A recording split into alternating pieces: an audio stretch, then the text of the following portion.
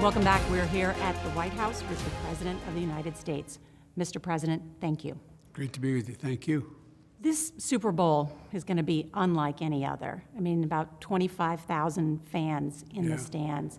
Do you think a year from now there will be a Super Bowl where they can play in front of a full stadium? It's my hope and expectation, if we're able to put it together and make up for all the lost time fighting COVID that's occurred, that we'll be able to watch the Super Bowl with a full stadium. The Super Bowl is just one of those great American celebrations, and all those house parties, all those things that aren't happening. But God willing, we're going to be able to celebrate it all as usual a year from now. But there may be some house parties happening. Oh, I'm sure there are. I know it's hard. It was hard at Christmas, Thanksgiving, New Year's. But, you know, I hope people, if you're watching, be careful. Be careful. People want to know when things are going to get back to normal. Yep. And the road ahead is pretty daunting. To get herd immunity, Dr. Fauci has said you have to have at least 75% of Americans vaccinated. We did the math, and at the current rate of 1.3 million doses a day, it's going to take almost a year to get there. Can we wait that long? No, we can't. That's why one of the disappointments was when we came into office is the circumstance relating to how the administration was handling COVID was even more dire than we thought. The Trump administration. The Trump administration. We thought they indicated there was a lot more vaccine available, and it didn't turn out to be the case. So that's why we've ramped up every way we can. I got a call through Commissioner Goodell saying we could have all 32 NFL stadiums available for mass vaccinations. We are... Are you going to use them, NFL stadiums, to vaccinate? Absolutely we will. I mean, let me put it this way. I'm telling my team they're available, and I believe we'll use them. Look, it was one thing if we had enough vaccine, which we didn't, so we're pushing as hard as we can to get more vaccine manufactured. You're President of the United States, Commander-in-Chief. Can you do something in terms of going to Moderna, going to Pfizer, saying we need more production? Yes, I think, because we've already done it. But the idea that this can be done and we can get to herd immunity much before the end of this summer is very difficult. And then the other thing that I'm very concerned about, and we've talked about this before, is making sure that the most damaged and hurt neighborhoods and people, Hispanics, people of color, African Americans, et cetera, they're dying at much higher rates. They're getting the COVID at much higher rates than white Americans. And there also is an understandable inhibition on the parts of some of those communities to not trust the government. One of the good things is that the vaccines tested here in the United States. Let's turn to schools. Sure. About 20 million American children have not been in the classroom for nearly a year. There's a mental health crisis happening. There really is. Women are dropping out of the workforce. Is this a national emergency? It is a national emergency. It generally is a national emergency. And women are dropping out of the workforce because they either have to stay home with their children, or if they had a job, go to work, and what do? Child care is extremely expensive. That's why one of the things in the proposal I put together provides for child care as well. Do you think it's time for schools to reopen? I think it's time for schools to reopen safely. Teachers want to go back. My wife's a teacher. They want to go back to school, but what they were initially told, and the science seemed to dictate, is you have to have fewer people in the classroom, you have to have ventilation systems that have been reworked, you have to have more school buses because not as many kids can get on one school bus, you've got to have sanitation and in the everything from the dining room to the lavatories. Our CDC commissioner is going to be coming out with science-based judgment within, I think, as early as Wednesday as to lay out what the minimum requirements are. I made a commitment that we try to get K through 8 back to school by the end of this 100 days. There are teachers' unions across the country, though, that are resisting efforts to open classrooms. Mike Bloomberg, you know Mike Bloomberg, Yep. He has said it's time for Joe Biden to stand up to teachers' unions because kids are the most important things. Is that going to happen? They are, and I've met with the teachers' unions. They want to go back to school. They need some guidance. It's so hard with kids not being able to play sports now. A It lot really of kids. is. I think about the price so many of my grandkids and your kids are going to pay for not having had the chance to finish whatever it was. That graduation where you didn't get to walk across the stage. I think they're going through a lot, these kids. Let's talk about your American Rescue Plan. Yes. You've said you're not compromising on the $1,400 checks. You No. made that promise, you're sticking to it. So the big question is who gets the check? Exactly right. Is it someone who makes up to $50,000 or is it someone who makes up to $75,000? I'm prepared to negotiate that, but here's the deal. Middle-class folks need help, but you don't need to get any help to someone making $300,000 or $250,000. So it's somewhere between an individual making up to $75,000 and phasing out and a couple making up to $150,000 and phasing out. But again, I'm wide open on what that is.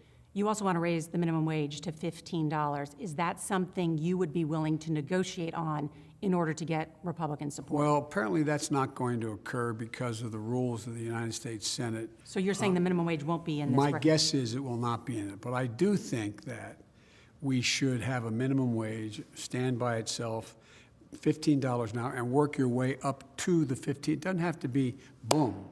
And all the economics show, if you do that, the whole economy rises. I'm prepared, as President of the United States, on a separate negotiation on minimum wage, to work my way up from what it is now, which is pain. Look, no one should work 40 hours a week and live below the poverty wage. And if you're making less than $15 an hour, you're living below the poverty wage. But that may not be in your American Rescue Plan. No, I put it in, but I don't think it's going to survive. Let's turn to the impeachment trial. President Trump's impeachment trial. If you were still a senator, would you vote to convict him?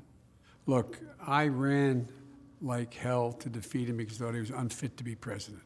I've watched what everybody else watched, what happened when that crew invaded the United States Congress. But I'm not in the Senate now. I'll let the Senate make that decision. Well, let me ask you then something that you do have oversight of as president. Should former President Trump still receive intelligence briefings? I think not, Why not?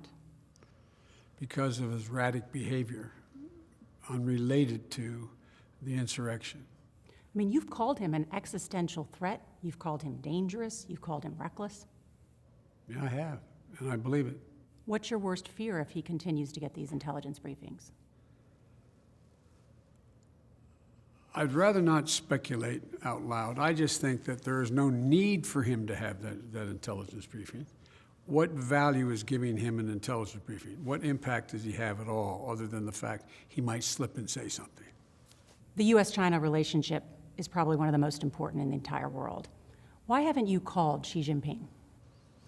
Well, we haven't had occasion to talk to one another yet. There's no reason not to call him.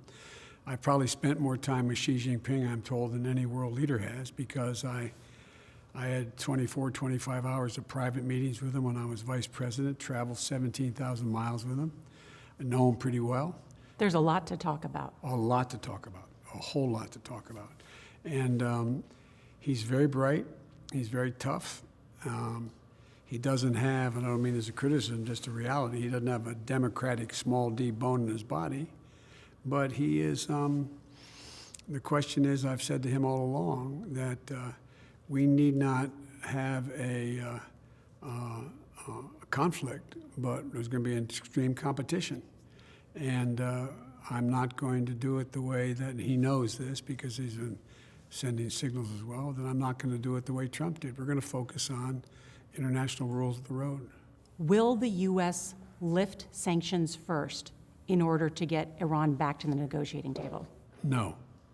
They have to stop enriching uranium first. Let me turn to your son, Hunter Biden. He has written a memoir to be published in April. So have you read proud. it?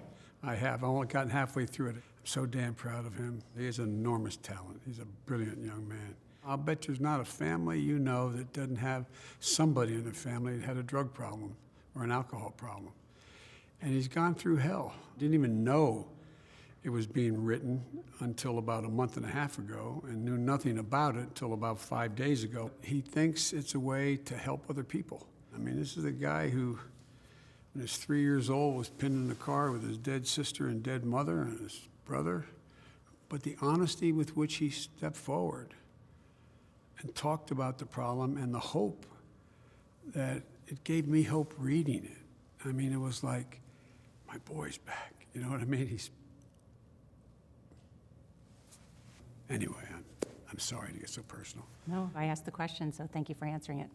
Mr. President, you've certainly been around the White House for a long time. You've walked into the Oval Office, you were vice president for 8 years. But did it feel a little different when you walked in as president of the United States and sat down on the other side of the Resolute desk? You know what, it felt different? When I walked through the front doors of the White House after being sworn in. There was that picture of you embracing Yeah. the First Lady. Yeah, you know, President Clinton and I used to talk about how who's read the most biographies of presidents. He's probably read more than I, but I've read a lot of them. And I've always thought about presidents in terms of Abraham Lincoln up there, or Franklin Roosevelt, or George Washington. And I thought to myself, how in God's name could I compare myself to them? But then I realized I know 8 presidents. I've served 8 terms. I know them. They're all really fine men, and you know their strengths and their weaknesses in it. And it gave a little more of, well, don't get me wrong. I think it's an incredibly challenging job, and I'm extremely flattered to have a chance to do it. And I hope to God I live up to it. But it seemed to make it more life-size. So many people may not know that you were once a pretty good receiver yourself back in the day. I had wild dreams that wasn't to be president. I thought I could be a flanker back in the NFL. But as a former receiver, which quarterback would you rather have throw to you? Tom Brady or Mahomes? Obviously, Brady's a great quarterback. Mahomes seems like he's got a lot of potential. And so I'd probably take a shot with the young guy that didn't expect as much from. You thinking the Kansas City Chiefs may win? Well, I didn't say that. I don't know who's going to win. I think they're both great quarterbacks. One is just a younger version, potentially, of an old, great quarterback. Not old, in NFL terms, old. Mr. President, thank you for joining us. Enjoy the game. Well, thanks for having me. I appreciate it. I'm Norah O'Donnell, CBS News, the White House.